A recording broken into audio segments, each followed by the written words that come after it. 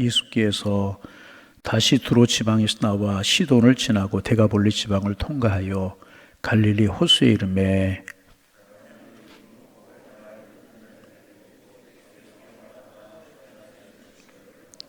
예수께서 그 사람을 따로 데리고 무리를 떠나사 손가락을 그의 양귀에 놓고 침을 뱉어 그의 쇠에 손을 대시며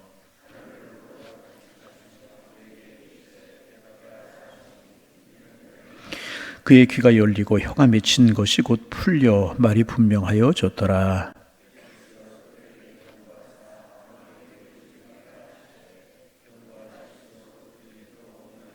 우리 함께 보십니다. 사람들이 심히 놀라 이르되 그가 모든 것을 잘하였도다.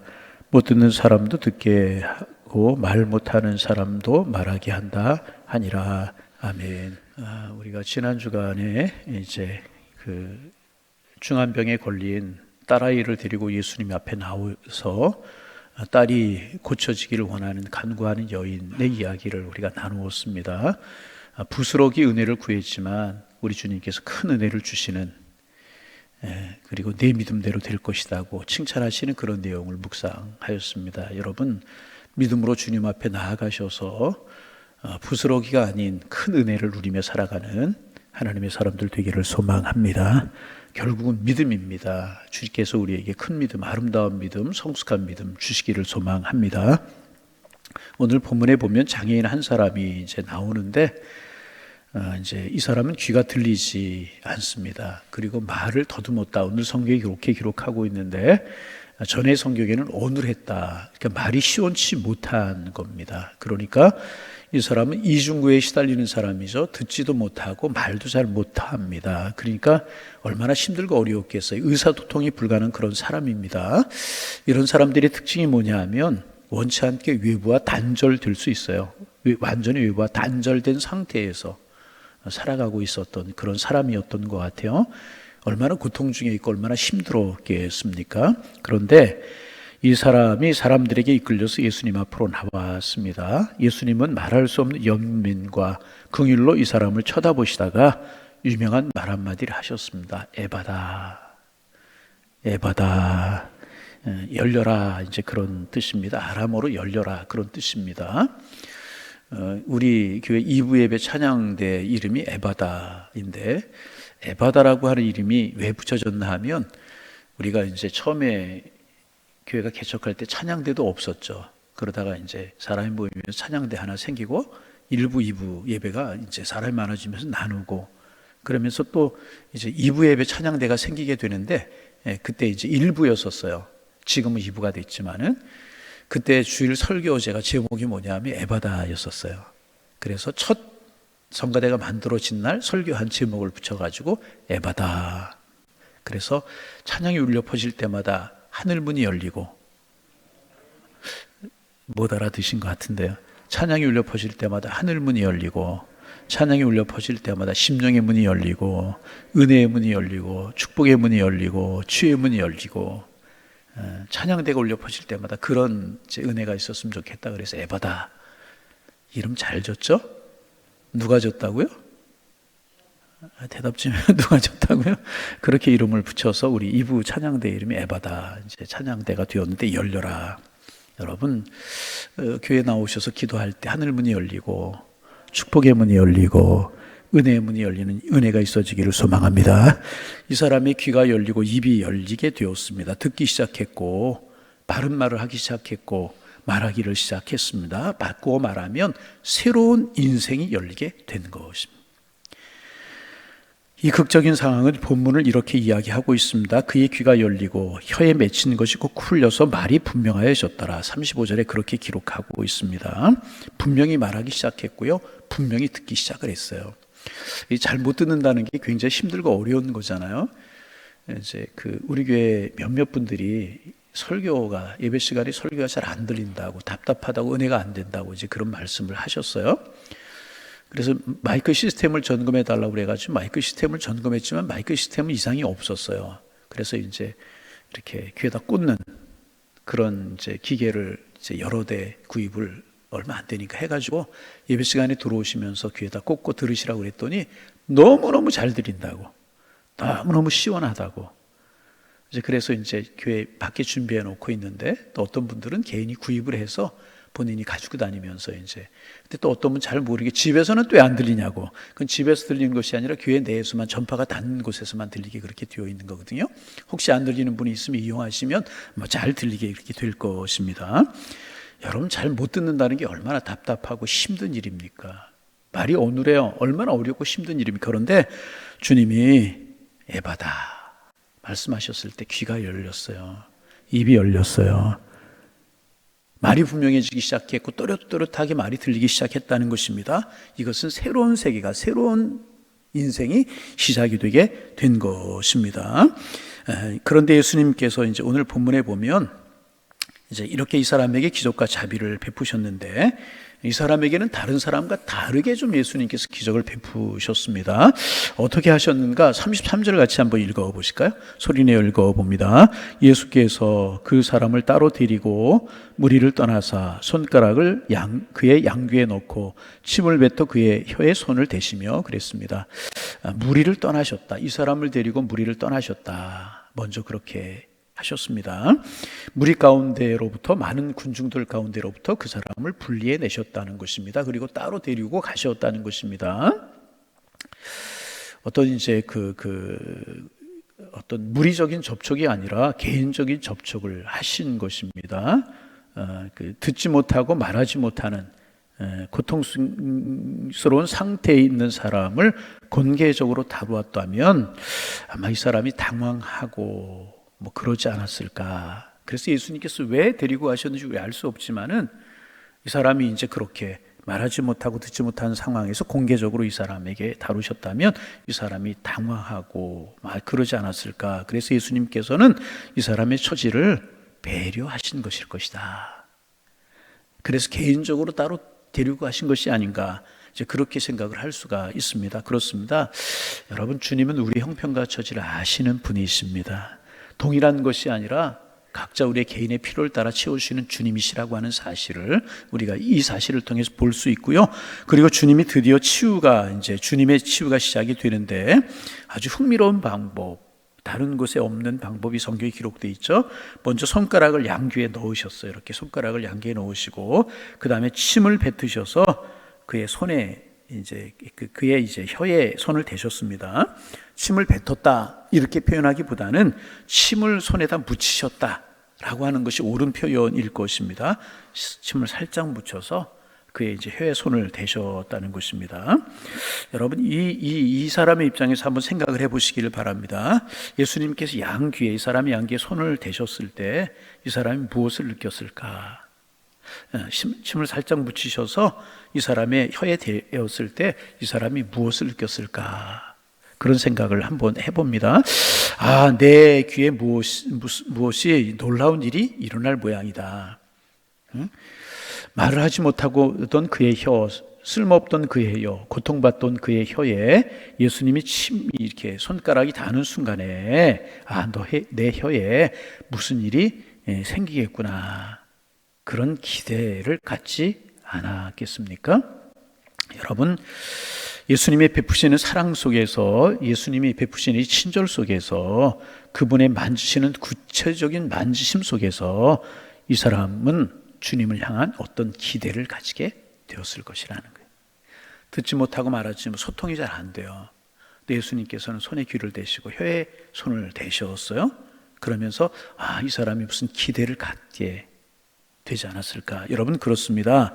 주님께서는 각 사람에게 꼭 필요한 방법으로, 개인적인 관심 속에서 개인적으로 필요한 처방을 가지고 접근을 하신다는 것입니다. 여러분, 주님은요, 나의 처지를 누구보다 잘 아십니다. 나의 형편을 나보다 더 잘 아시는 분이십니다. 나의 갈등을 아시고, 나의 고민을 아시고, 나의 좌절을 아시고, 내가 숨을 쉬고 있는 나만의 비밀을 아시는 분이십니다. 나의 두려움을 아시고, 나의 불안을 아시는 주님은 개인적으로 우리를 찾아오셔서 손대시고 우리의 이름을 부르시는 사랑의 주님이십니다. 요한복음 10장 3절에 보면은요, 선한 목자 되시는 우리 주님이 양의 이름을 각각 불러 인도하여 내신다, 그런 말씀이 있어요. 주님은 선한 목자이신데 양의 이름을 각각 불러서 인도한다. 그런 말씀이 있는데요. 여러분, 이름이라고 하는 것은 원래 사람에게 붙여지는 거예요. 그리고 요즘은 고양이나 개 같은 애완동물에게도 이름을 이제 붙여요. 그런데 팔레스타인에서는요, 양에게도 이름을 붙였다고 그래. 많은 양무리가 있을 것 아니겠습니까? 근데 그 양무리에게 다 이름을 하나하나 붙였다고 이제 그래요. 그리고 목자는 양 한 마리 한 마리의 이름을 기억하고요. 양 한 마리 한 마리를 이름을 불려서 인도하신다는 것입니다. 이 자비와 은혜, 사랑을 이야기하는 것 아니겠습니까? 성경에는 주님께서 직접 이름을 부르시는 장면들이 많이 나오죠. 삭개오야 내려오너라, 마리아야 마르다야, 각자 이름을 부르시는 장면이 많이 나와요. 그리고 예수님께 사랑하시던 나사로가 세상을 떠났을 때 그의 무덤에서 부활의 주님, 소망의 주님을 보이시면서 여러분 했던 말씀 기억하시죠? 나사로야 나오너라. 우스운 생각 오늘 아침에 말씀 묵상하면서 좀 해봤어요. 우리나라에도 이제 무덤에 가면 무덤이 하나가 있는 게 아니라 여러 개가 있잖아요. 유대인에게도 그랬지 않았을까? 한쪽에다 공동묘지 같은 걸 썼지 따로 이렇게 쓰지는 않았을 거예요. 그러면 이제 굴을 파고 시신을 안장하고 돌문으로 막았을 텐데 무덤이 여러 개 있었을 거 아니겠습니까? 거기에서 나사로의 이름을 부르지 않고 나오라 그랬으면 어떤 일이 벌어졌을까? 어떤 일이 벌어졌을까요? 아니, 혼자 우스운 생각이지만 아침에 말씀 묵상하면서 그런 생각을 했어요. 그러면 놀라운 일이 일어나지 않았을까? 그런데 예수님께서 왜 그렇게 하지 아니하시고 나사로의 이름을 부르셨는가? 아직 예수님의 부활의 때가 되지 않았다는 거예요. 지금 나사로 하나만에게 해당이 되는 그런 사건이기 때문에 나사로야 그렇게 부르신 것이 아닌가, 그런 생각을 이제 하게 되었어요. 여하튼 예수님께서는 내 이름을 아시는 분이시라는 거예요. 아무리 많은 사람이 있어도, 아무리 많은 군중이 있어도 주님은 나를 아시는 분이시라. 내 형편을 아시고 내 처지를 아시는 주님이시고 내 고통과 내 눈물을 아시는 분이십니다. 그래서 나에게 가장 합당한 방법으로, 나에게 가장 필요한 방법으로 내게 다가오시고 나를 부르시는 사랑의 주님이시라는 것입니다. 그리고 그분은 나를 고치실 수 있는 분이시라는 것입니다. 그분이 다가오셔서 사랑과 자비를 베풀어 주시는, 오늘 마음속으로 한번 생각해 보세요. 주님이 나를 아셔요. 내 이름을 부르셔요. 아무개야, 얼마나 귀한 이야기. 두 번째, 오늘 34절 말씀 좀 봅니다. 34절 읽어보십니다. 하늘을 우러러 탄식하시며 그에게 이르시되 에바다 하시니 이는 열리라는 뜻이라. 두 번째, 예수님은 하늘을 우러러 보셨습니다. 하늘을 우러러 보셨다는 이야기가 뭘까요? 이 말은요, 하나님의 도우심을 구했다, 그런 뜻입니다. 다시 무슨 뜻이라고요? 하나님의 도우심을 구했다. 여러분, 언제부터인가 우리는 기도한다고 하면 고개를 숙이고 눈을 감아요. 그런 전통이 이제 기독교 전통 속에 들어왔어요. 근데 이게 고개를 숙이고 기도한다 그러면 고개를 숙이고 눈을 감고 고개를 숙이는 이런 전통이 우리 기독교 기도의 전통에 언제부터 들어온 것인가 잘 모르겠어요. 그런데 언제부터인가 기도한다 그러면 이제 눈을 감고 고개를 숙여요. 집중한다는 면에서는 좋을 것입니다. 그런데 우리가 기억해야 될 것은 뭐냐 하면 기도의 유일한 형태는 아니에요. 그죠? 기도의 유일한 형태는 아닙니다. 여러분, 그래서 성경에 보면 기도할 때 고개를 숙이고 눈을 감는다는 표현이 없어요. 물론 잘못됐다는 이야기 결코 안 해요. 집중한다, 주님 앞에 머리를 조아린다, 우리 주님께 집중한다, 그런 면에서 눈을 감으면 집중할 수 있고, 눈을 뜨면 좀 산만할 수 있잖아요. 사람도 보이고 사물도 보이고 지나가는 사람 보니까 산만할 수 있으니까 눈을 감는 것, 그런 면에서 괜찮고, 고개를 숙인다, 주님 앞에 겸손하고 겸허한 표현을 한다, 아마 그런 의미에서 눈을 감고 머리를 숙이는 전통이 들어오지 않았을까. 그런데 성경에 보면 눈을 감고 고개를 숙인다는 표현은 거의 없어요. 여러분, 성경에 이제 기도할 때 많이 나타나는 표현 중에 하나가 눈을 들어서 하늘을 바라보았다, 그런 표현이 여러분 많이 나와요. 눈을 들고 이제 하늘을 알아보면서 이제 그렇게 이제 기도하는 표현들이 참 많아요. 여하튼 중요한 게 뭐냐 하면 예수님께서 하늘을 우러러 보셨다, 하나님의 도우심을 구하셨다, 그 말입니다. 여러분, 하나님의 도우심을 필요로 하지 않는 유일한 분이 있다면 그분이 누구시겠어요? 예수님이시잖아요. 왜? 예수님은 하나님이시기에. 예수님은 하나님의 도우심이 필요 없는 그런 분이십니다. 그럼에도 불구하고 하늘을 우러러 보셨어요. 다시 말하면 하나님의 도우심을 구하셨다는 것입니다. 그를 고치기 전에, 치유 역사를 이루기 전에, 자비를 베풀기 전에 먼저 하나님의 도우심을 구하셨다는 것입니다. 여러분, 우리가 이제 간혹 실수하는 것 중에 하나는 뭐냐 하면 하나님의 도움 없이 하나님의 일을 할 수 있을 것처럼 생각할 때가 많아요. 여러분, 하나님의 도우심이 없이 하나님의 일을 할 수 있는 것은 없는 거예요. 하나님의 자비와 하나님의 은혜가 우리에게 필요한 것이라는 거예요. 그래서 우리는 늘 하나님의 도우심을 구해야 돼요. 봉사하는 사람도, 선교하는 사람도, 어떤 중요한 일을 하는 사람도 하나님의 도우심을 구하는 것 가장 중요한 것입니다. 여러분, 오늘도 우리가 기도할 때 눈을 감고 머리를 소아리고 우리가 기도하게 되겠지만, 여러분, 마음만큼은 하늘을 향해 있기를 원합니다. 우리 영혼만큼은 하나님을 향해 있기를 원합니다. 하나님의 도우심을 구하는 우리의 모습이 되어지기를 원합니다. 그러면 주님께서 열어주실 거예요. 풀어주실 거예요. 에바다의 축복으로 우리를 채워주실 것입니다. 그래서 여러분, 늘 하나님의 도우심, 자비한 손길로, 은혜의 손길로 우리를 찾아오셔서 우리를 만져주시는 그 주님을 향하여 도우심을 구하는 마음으로 기도하고 간구하는 삶을 사셔서 에바다의 축복을 맛보며 살아가는 하나님의 사람들 다 되실 수 있기를 주님의 이름으로 축원합니다. 축원합니다. 기도하겠습니다. 하나님, 오늘도 새날을 허락하여 주시오니 감사합니다. 주님 생각할 때마다 감사가 넘치고, 주님 생각할 때마다 우리의 마음속에 뿌듯한 감격이 넘쳐나는 저희가 되기를 소망합니다.